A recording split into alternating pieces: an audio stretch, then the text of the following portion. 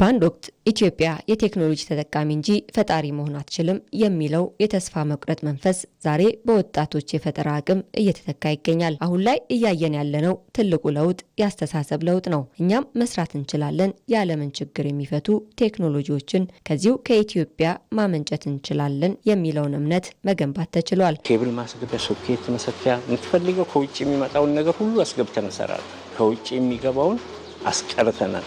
ከዛ በኋላ ደግሞ መላክ እንጀምራለን። የተለያዩ መሳሪያዎች አሉን፣ የተለያዩ የሰለጠኑ ባለሙያዎች አሉን።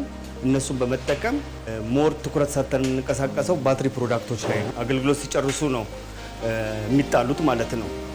ስለዚህ እኛ ትኩረት ሰጥተን ባትሪውን ካከምን፣ ባትሪውን ህይወቱን ካራዘምን የዛ እቃ አገልግሎት በፊት ከነበረው አገልግሎት ተጨማሪ አገልግሎት ሊሰጥ ይችላል በሚል ነው ያንን የምንንቀሳቀሰው። በመደመር እሳቤ የታነጹ እነዚህ ስራዎች ካለፈው ታሪክ በጎ እሴቶችን ወስደው የነገን የቴክኖሎጂ ዓለም ከዛሬው ነባራዊ ሁኔታ ጋር እያቀናጁ ይገኛሉ። ይህም የሀገርን አቅም በማቀናጀት ሁለንተናዊ ብልጽግናን ለማምጣት ለተያዘው ግብ ትልቅ ስንቅ ሆኗል። የግብርና፣ የጤና፣ የፋይናንስ እንዲሁም የሮቦቲክስና የዲጂታል ክፍያ ስርዓቶች መስፋፋት ኢትዮጵያውያን በማንኛውም ዓለም አቀፍ የቴክኖሎጂ መስክ መወዳደር እንደሚችሉ በተግባር እያሳዩ ነው። ጂን ኤዲቲንግ የሚባል አለ። የዛ ጤፍ ግንድ እንዲጠነክር አጠር ብሎ እንዳይወድ ግን ምርቱ ከፍተኛ እንዲሆን ማድረግ ይቻላል። ይሄንን አሁን ዝርያውን አግኝተን እየሞከርነው ነው። እንደ ቴክኖሎጂ ተቋማዊነታችን አዳዲስ የሚባሉ ቴክኖሎጂዎችን ከዓለም ላይ ሶርስ በማድረግ እኛም ኢኖቬት በማድረግ ፕሮዲዩስ እያደረግን ለደንበኞቻችን ለሀገር ውስጥ እናቀርባለን ማለት ነው። የቴሌሜዲሲን ፕላትፎርም የዛሬ 1 ዓመት ተኩል ተቋቁሟል። እስካሁን ከ2000 በላይ የጤና ባለሙያዎችን ኦንቦርድ አድርጎ ከ10000 በላይ ታካሚዎችን በተለይ ሩራል ኤሪያዎችን ሰርቭ ያደርገኛል። የመደመር እሳቤ ዋናው መመሪያ ያለንን አቅም አቀናጅቶ መጠቀም፣ በጎደለን ላይ በመጨመር የተሻለ ውጤት ማምጣት ነው። የዛሬ 5 ዓመት ገደማ የአይ ተቋም ያስፈልገናል ሲባል ምንም የአፍሪካ ሀገር እኛው የጀመርንበት ደረጃ የአይ ኢንስቲትዩሽን መፍጠር ያሰበ የሞከረ አልነበረም። የአይ ስትራቴጂ የፈጠረ ሀገር አልነበረም።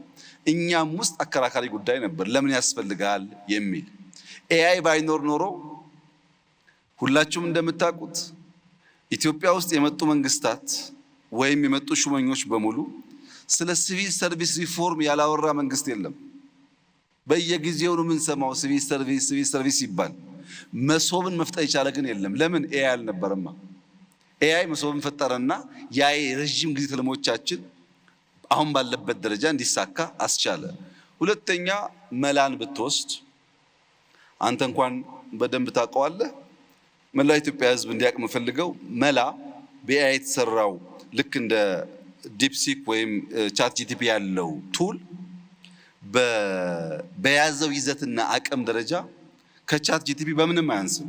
ኢትዮጵያዊ ከመሆኑ ውጭ በሲስተሙ ብቃት በምንም አያንስም እና የኢትዮጵያ አርቲፊሻል ኢንተለጀንስ በቅርቡም በጣም ሻል ያለ ደረጃ የደረሱ ሀገራት መጥተው ሲያዩ እንደሰማሁት በብዙ ሀገራት እንደሚቀርበው ጥያቄ ምንም ጥርጥር የለውም የኢትዮጵያን የእድገት ጉዞ ሊፍሮግ ከሚያደርጉ በጣም ኢምፖርታንት ፒላር ኢምፖርታንት ቴክኖሎጂካል አቅም አንዱ ነው። በቴክኖሎጂው ዘርፍ የሚታዩ ስራዎች የሀገሪቱን ነባራዊ እውቀት ከዘመናዊ ሳይንስ ጋር በመቀመር አዲስ መፍትሄዎችን እያፈለጉ ይገኛሉ። በኢትዮጵያ እየተገነቡ ያሉ የቴክኖሎጂ ፓርኮችና የፈጠራ ማዕከላት ወጣቶች እውቀታቸውን እንዲያጋሩና በጋራ እንዲሰሩ ምቹ ሁኔታን እየፈጠረ ነው። ይህ የመደመር መርህ የሆነውን አብሮነትና ትብብርን በተግባር የሚተረጉም ነው። በተናጥል ከመሮጥ ይልቅ በቴክኖሎጂ የታገዘ ትስስር መፍጠር ሀገሪቱ በሳይንስና ቴክኖሎጂ መስክ ያላትን አቅም በማቀናጀት ወደ ላቀ የእድገት ምዕራፍ እንድትሸጋገር ያስችላታል። ከዚሁ ጋር ወደ ተያያዘው ሌላኛው ጥንቅራችን የምናልፈው ኢትዮጵያ የያዘችውን እድገት በማስቀጠል የኢኮኖሚ ትራንስፎርሜሽን ለማምጣት ዲጂታል ኢትዮጵያን ተግባራዊ በማድረግ እየሰራች ትገኛለች። በዚህም ደግሞ በበርካታ ዘርፎችና ተቋማት ላይ ተጨባጭ ውጤቶችም ተመዝግበዋል። አዎ፣ ሰው ሰራሽ አስተውሎት ወይም ኤአይን በመጠቀም ውጤት ከተገኘባቸው ዘርፎች መካከል ጤናና ግብርና ተጠቃሽ ናቸው። ሰናይት ብርሃኔ በዚህ ጉዳይ ላይ ተጨማሪ አላት።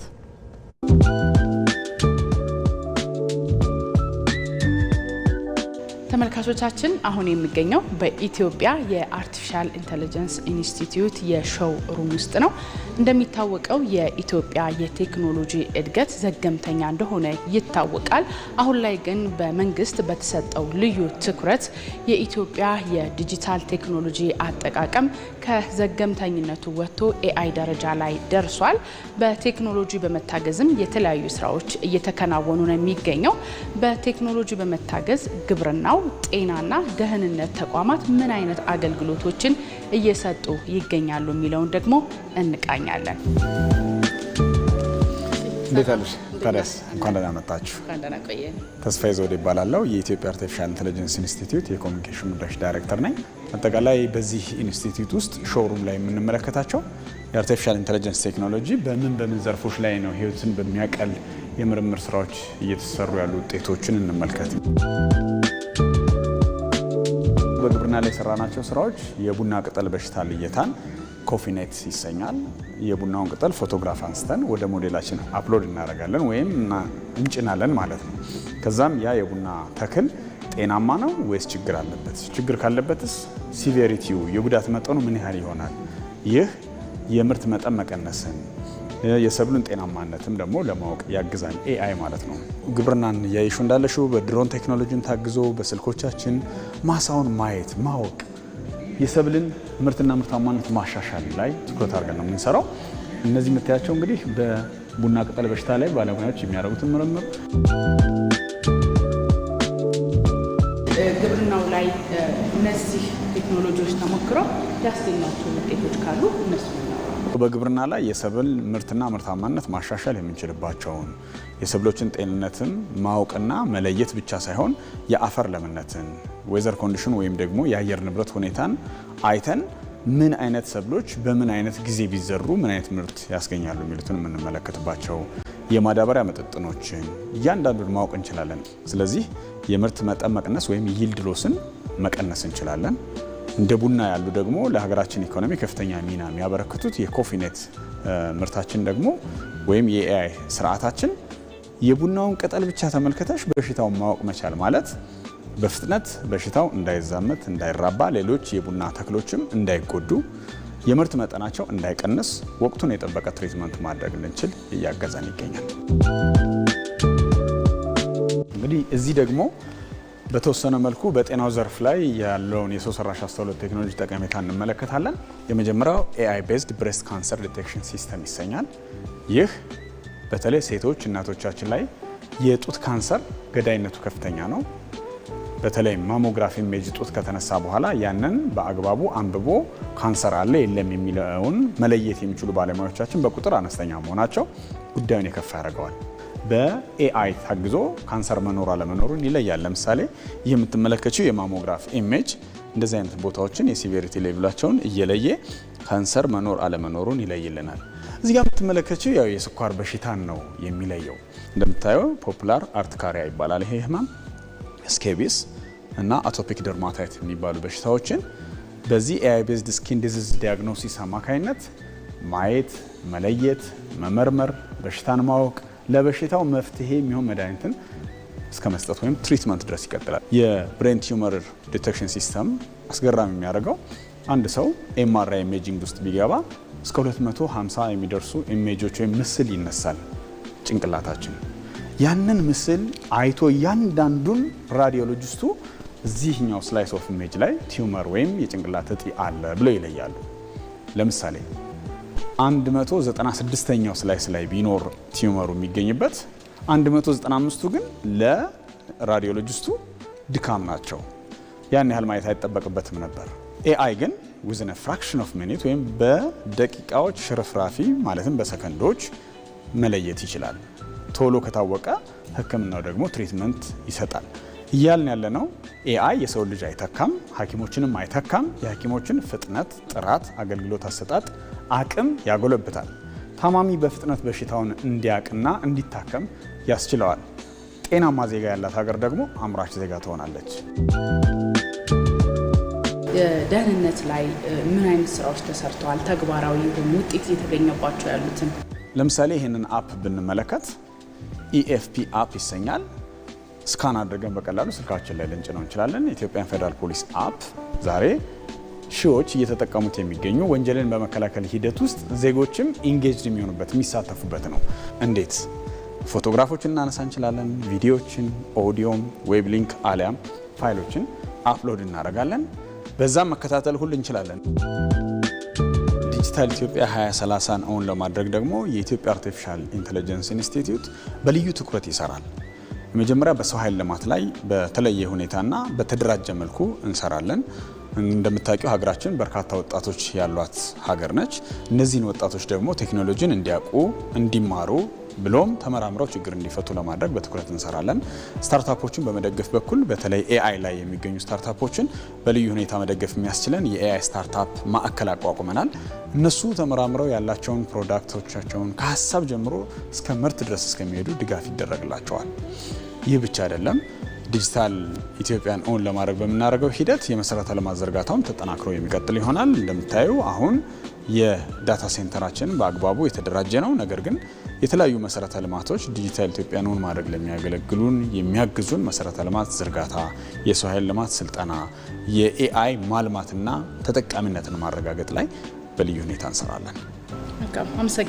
አመሰግናለሁ። መልካም ጊዜ ነች። ተመልካቾቻችን የኢትዮጵያ አርቲፊሻል ኢንተለጀንስ ኢንስቲትዩት በዲጂታል ኢትዮጵያ 2030 የኤአይ ፖሊሲን በመጠቀም የዳታ አስተዳደርን ተግባራዊ ያደርጋል።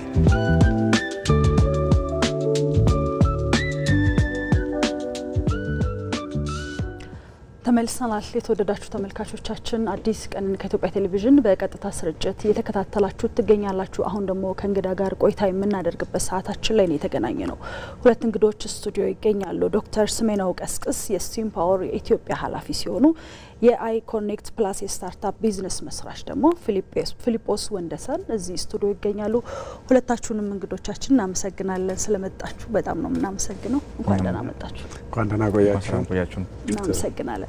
እንግዲህ ወደ ዶክተር ስሜነው ስናልፍ በተለይ ኢትዮጵያ ለዘመናት በተለይ ከቴክኖሎጂ ጋር ተራርቃ የቆየች ሀገር መሆኗ ይታወሳልና ይህን ቴክኖሎጂ ደግሞ ስትጠቀም የነበረው በሌሎች ሀገራት የነበረውን ቴክኖሎጂ ነው በመጠቀም የቆየችው። በዚህ እንግዲህ ቴክኖሎጂን ተራርቃ የነበረች ሀገር በታሪኳ ከቴክኖሎጂ ጋር የተቀራረበ ስራ እንዳልሰራች እናውቃለን።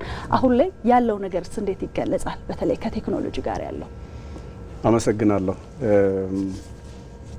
እንግዲህ እንደተባለው በአብዛኛው በተለይ ደግሞ በቅርቡ የኢትዮጵያ ታሪክ ቴክኖሎጂን ከመጠቀም አንጻር ከሌሎች ሀገራት የፈለቁ ወይ ደግሞ የለሙ ቴክኖሎጂዎችን በመጠቀም እሱንም ደግሞ ምናልባትም በትክክል እና በሰፊው ተጠቅመናል የሚያስብል አቅም ላይ አልነበርንም። ነገር ግን በተወሰነ መልኩ በዚህ ሀሳብ እንግዲህ ሁለቱንም ማየት ስለሚኖርብን ያስማማልም አያስማማም። እንደምታውቁት ኢትዮጵያ ምናልባት ሌሎች ዓለማት አሁን ያደጉ ሀገራት የምንላቸውና ብዙ ቴክኖሎጂ በማፍለቅ በሚታወቁት ሀገራት መጠቀም ከመጀመራቸው በፊት ብዙ የቴክኖሎጂ አልሚና ተጠቃሚ ሀገር እንደነበረች መቼስ መርሳት አይኖርብንም።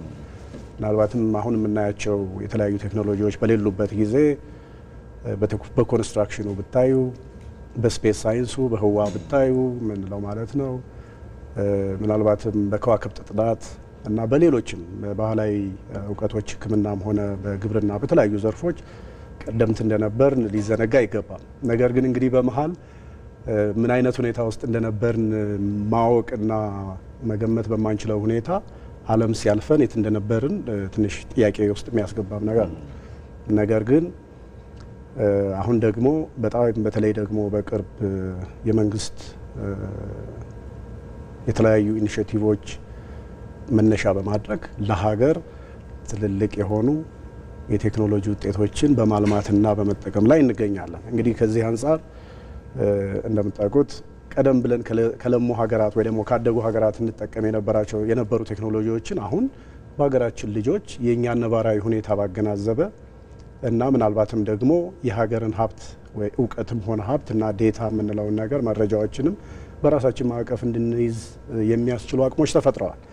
እንግዲህ ከዚህ አንጻር አበርክቶዎቹ በአብዛኛው መነሻቸው የሚሆነው የመጀመሪያው የፖሊሲ አቅጣጫዎች ናቸው የሚሆኑት። ስለዚህ እንደምታውቁት የፖሊሲ አቅጣጫዎች የኤስቲአይ ፖሊሲን መነሻ ማድረግ ይቻላል። የሳይንስ ቴክኖሎጂና ኢኖቬሽን ፖሊሲ እንደ ሀገር እንግዲህ አሁን አዲሱ 2022 ላይ የጸደቀው በተለይ ደግሞ ለሎካል ኢኖቬሽን ወይ ደግሞ በሀገር ውስጥ የሚፈልቁ ኢኖቬሽኖችን በእጅጉ የሚያበረታታ ምናልባትም ከቴክኖሎጂ ሽግግር ይልቅ እዚሁ ሀገር በቀል ቴክኖሎጂዎች ላይ መመስረትን ለዘላቂነት አስፈላጊነቱን ማዕከል ያደረገ ነው እና ከዚህ አንጻር እንግዲህ ሌሎች ደግሞ ስትራቴጂዎች እንደ ዲጂታል 2025 በዚህ ዓመት ቀደም ብለን ያጠናቀቅ ነውና አሁን ደግሞ በቅርቡ እንደምታውቁት ላውንች የተደረገው የ2030 ዲጂታል ኢትዮጵያ ስትራቴጂ ትልቅ ማዕቀፎች ናቸው። ከዛ ባለፈ ደግሞ ወጣቶቻችን ለፈጠራ ምቹ የሆነ ኤንቫይሮንመንት ወይ አካባቢ እንዲኖራቸው እድል ከመፍጠር አንጻር እንደምታውቁት የስታርታፕ አዋጁም ደግሞ ሌላ ትልቅ ምንድነው አጋጣሚና እድል ይዞ የመጣ ነገር ነውና ከዚህ አንጻር ትልቅ እምርታ ነው ማለት እንችላለን።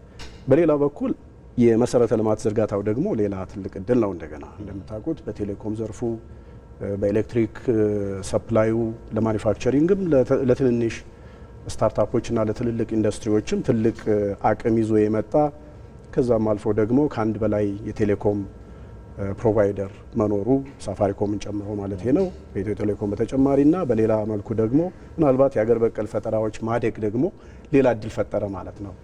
አሁን ባለንበት ሁኔታ በጣም በእርግጠኝነት መናገር የሚቻለው እኔ እንኳን እንደ ስቴም ፓወር ሰፖርት አድርገናቸው የራሳቸውን ካምፓኒ ካቋቋሙ የቴክኖሎጂ ባለቤት ወጣቶች ለኢትዮጵያ ገበያ ብቻ ሳይሆን ምናልባትም ላደጉ ሀገራት እና በቴክኖሎጂ አድቫንስድ ሆነዋል ለምንላቸው ሀገራት የግልና የመንግስት ኩባንያዎች የሶፍትዌርና የሃርድዌር ሽያጭ በማድረግ ለራሳቸውም የገቢ ምንጭ ለሀገርም ደግሞ የፎሬን ከረንሲ ሪቨኒው የሚያመነጩ ሆነዋል ማለት ነው። ስለዚህ ከዚህ አንጻር እንግዲህ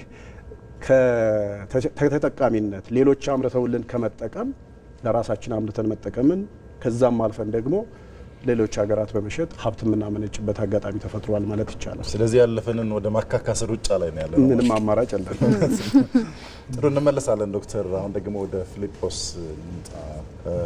ኢትዮጵያ እንግዲህ ቀደም ሲል ዶክተርም ያነሱት ነበረ አዳዲስ ቴክኖሎጂዎች ጋር የምንተዋወቅበት እድሎች ተፈጥረዋል። አሁን በተለያዩ ስትራቴጂዎች ተነድፎ ተግባራዊ መደረጋቸው ለበርካቶች እንግዲህ እድሎችን ይዘው እየመጡ ነው። እነዚህ የቴክኖሎጂ ልምምድ እድሎች ደግሞ በተለይ ለስራ ፈጣሪዎች ምን አይነት እድል ይዘው መጡ? እናንተ ደግሞ በስታርታፕ ዘርፍ ተሰማርታችሁ እየሰራችሁ የምትገኙት አንተም ደግሞ ከራስ ተሞክሮ አኳያ አንስተህ እንደው ለወጣቶችም ይሁን ለዜጎች በእድልነት የመጣው ምን ይመስላል የሚለው ነው ማለት ነው። እሺ አመሰግናለሁ። ደስ የሚለው ነገር በጣም ብዙ እድሎች ይዞ መጥቷል። አሁን ለምሳሌ ከዛሬ 5 ዓመት ራሱ በጣም ብዙ ጋፖች አይተናል ነበርና እንደዚህ በኤአይ ላይ በደንብ የስራ እድልም ይዞ መጥቷል። ቢካዝ የውጭ ሀገሮች ሰዎች አሁን በጣም ብዙ ሪሶርስ ይፈልጋሉ። እዚህም ደግሞ በጣም ወጣቶችም ደግሞ በጣም ጎበዝ ናቸው። ለካ የሆነ ፍላጎቱ አላቸው ግን ሶሻል አልነበረንም ነበር። አሁን ላይ ግን በደንብ ስታይ ፒፕል አር በጣም ኢንጌጂንግ እንደዚህ በኤአይ ላይ በደንብ ይሰራሉ።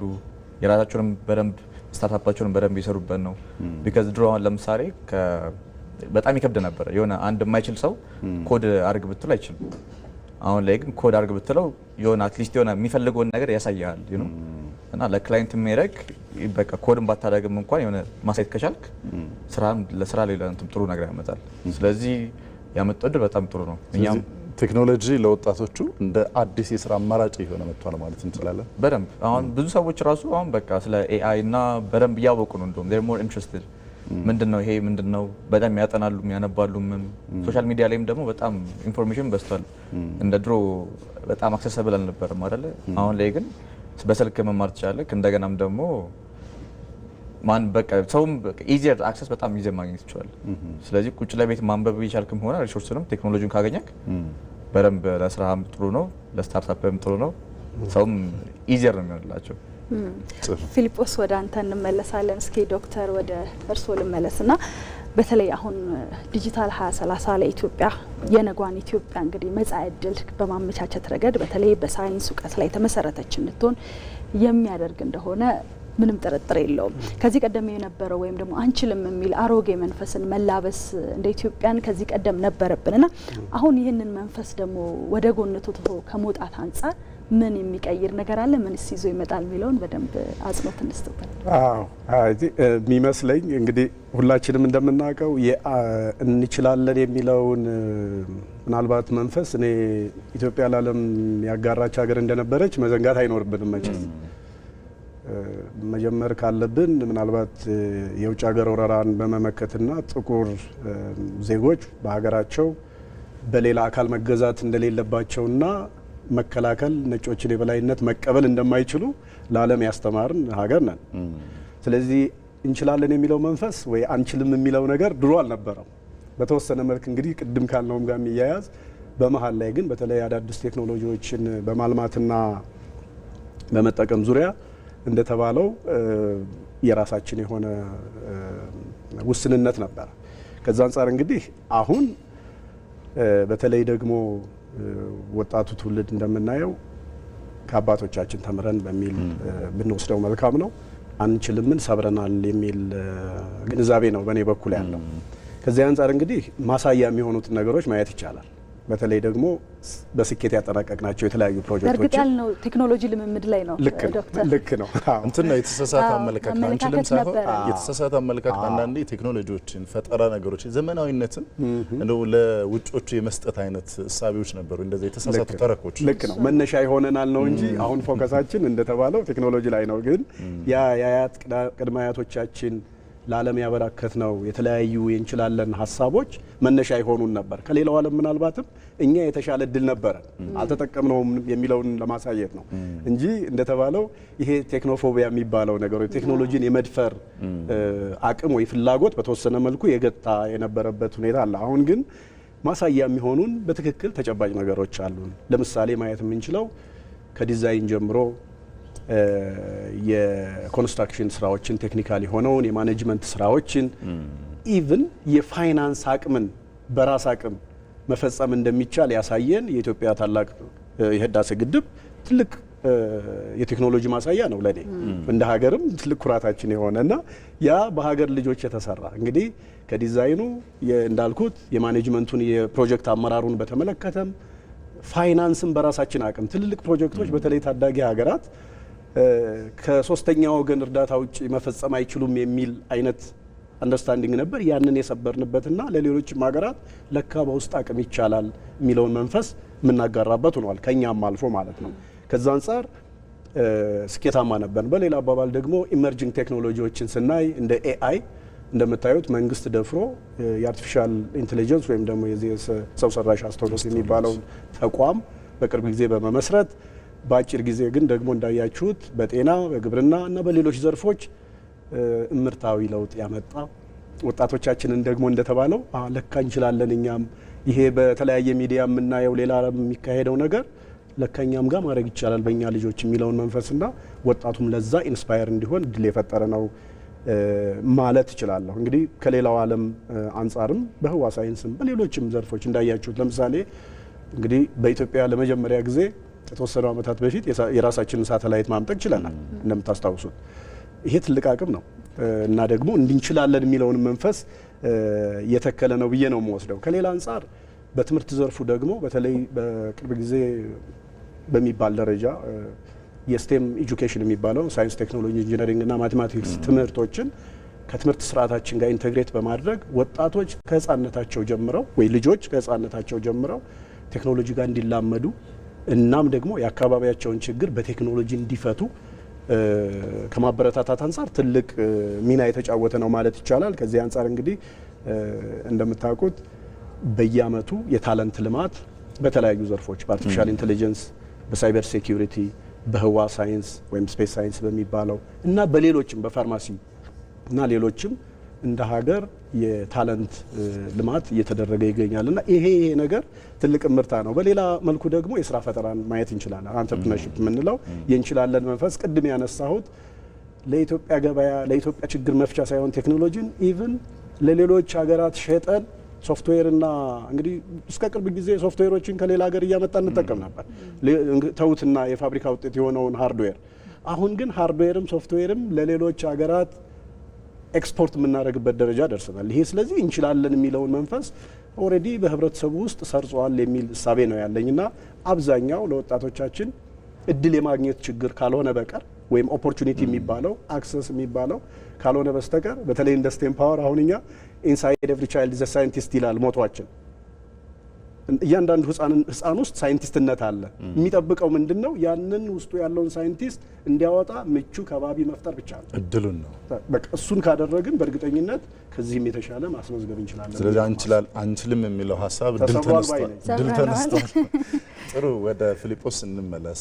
ዶክተር ቀደም ሲል እያነሱ ነበርና የተለያዩ ፈጠራዎች በቴክኖሎጂው ዘርፍ ተግባራዊ እየተደረጉ መሆናቸው በተለይ እንደ ሮቦት አይነት እንደ ድሮን አይነት አርቲፊሻል ኢንተለጀንስ ሰው ሰራሽ አስተውሎት ጋር ተያይዞ ፈጠራዎች እየታዩ ነውና እነዚህ የቴክኖሎጂ ፈጠራዎች ደግሞ መታየታቸውና መምጣታቸው መውጣታቸው በተለይ ለዜጎች ምን አዲስ ተስፋ ይዘው ይመጣሉ ማለት እንችላለን? አሁን እናንተም በቴክኖሎጂ ዘርፍ ስራዎችን እየሰራችሁ የምትገኙትና ሌሎች ተሻጋሪ የሆኑ አዳጊ የሆኑ ስራዎችን ለመስራትም ምን እድል ይዘው ምን ተስፋ ይዘው ይመጣል ማለት እንችላለን?